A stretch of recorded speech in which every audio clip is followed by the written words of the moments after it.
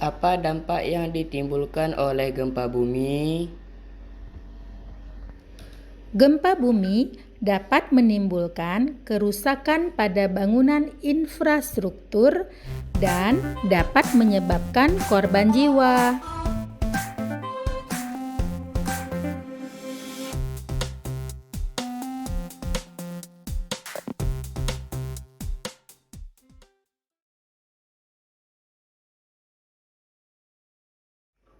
Nah, jika gempa terjadi, kira-kira apa ya yang harus kita lakukan? Mari kita simak penjelasan berikut ini bersama-sama. Saat terjadi gempa bumi, sebaiknya mencari tempat yang aman seperti di bawah meja atau berada di luar bangunan. Lalu, bagaimana caranya mencegah kerusakan saat terjadi gempa bumi? Mari kita simak mitigasi bencana gempa bumi berikut. Mitigasi bencana gempa bumi.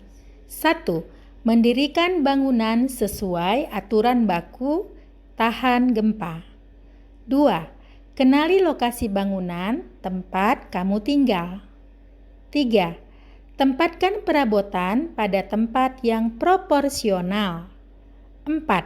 Siapkan peralatan seperti senter, kotak P3K, makanan instan, dan lain-lain. 5. Periksa penggunaan listrik dan gas.